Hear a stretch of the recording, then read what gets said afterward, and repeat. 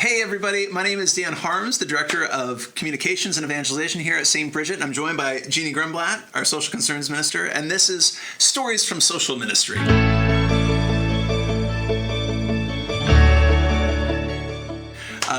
You had an amazing kind of encounter and a great experience where a bunch of things came together and we were able to help somebody. Can you share that story with us?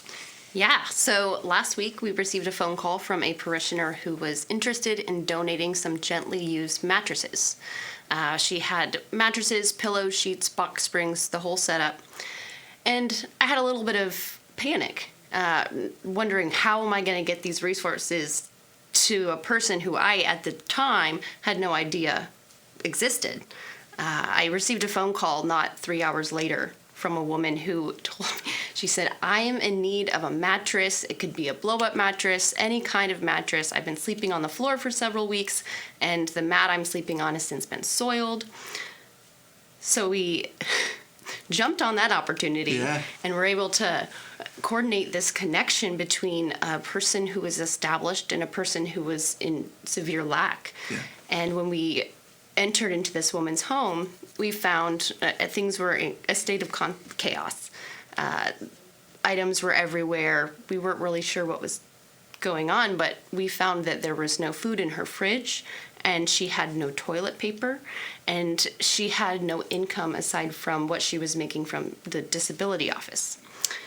So as we're, talking with her and trying to figure out how we're going to meet her in this moment, she made a comment that really stuck with me. She says, something's got to look a little crazy in order for things to come back together again.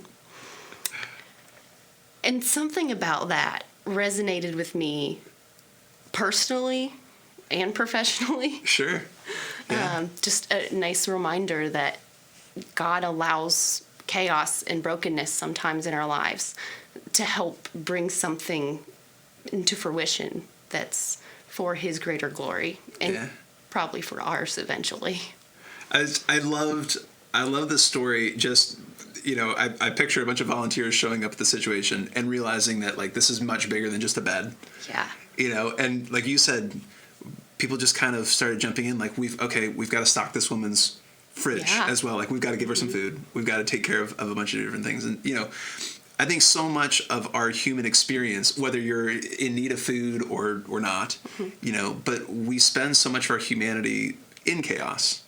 And the promise of our faith is God is with us and walking with us through all of that to bring us into His perfection. Ultimately the goal is heaven, right? And there is no chaos in heaven. And I think that's just, it's cool to have a very tangible reminder of that. Mm-hmm. And it's around us all the time, in your families, in my family, in the ministries that we do. So that woman's words were just really, really excellent. Oh. There's one other aspect of this that I want to highlight, and because oftentimes, especially nowadays, there's a lot of conversation around pro-life and pro-life issues and what that is. And oftentimes we kind of relegate that to babies and mothers and women and the things that are going on there. But pro-life is such a broader umbrella, and this is a great example of being able to support and stand up for the dignity of a human person. So can you talk a little bit about kind of the pro-life aspects of helping somebody in this need? Yeah, so we should be addressing all areas of that life. And in this woman's case, she was in the middle of her life, and she was struggling immensely. Her human dignity had been stolen from her in a lot of ways. So for the church to have the opportunity to go into her home and restore some of that dignity that had been taken, I think that's what we're called to do. And you think about the Father, right? God calls and creates each and every one of us. We were talking earlier, you were talking about how God knows every hair on our head, right? Mm-hmm. And He knit us together in our mother's womb. The Father loves His children, and we are the hands and feet of Christ, right? The church is called to go on mission to love and to do the will of the Father. And so God wants us to go and help people along, just like any parent would want to help their kid if they were in a tough situation, right, in a bad situation. I think it's just such a great boots on the ground, like tangible representation of that, and it's part of seeing that consistent pro-life ethic through, even to people who are middle-aged or just in a bad situation. Really cool. I want to just make an appeal and just thank all the people who volunteer in our social concerns ministries, especially. Yes.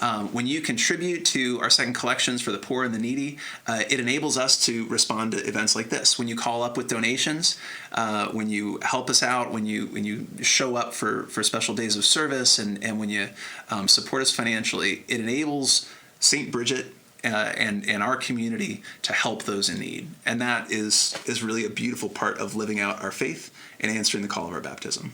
Hey, so if you want to get involved, we will be having a ministry fair coming up in the next month or two. It's the end of September, I believe the last weekend of September. Great. Mm-hmm. And so we'd love for you to kind of get involved. If you want to reach out to Jeannie, you can find her information on the website. Otherwise, we're here every day, literally every day. 7 days a week. There's somebody here at the church. Reach out to us, and we would love to connect you with the ministries we have going on. All right. Awesome. God bless. God bless. Go be good.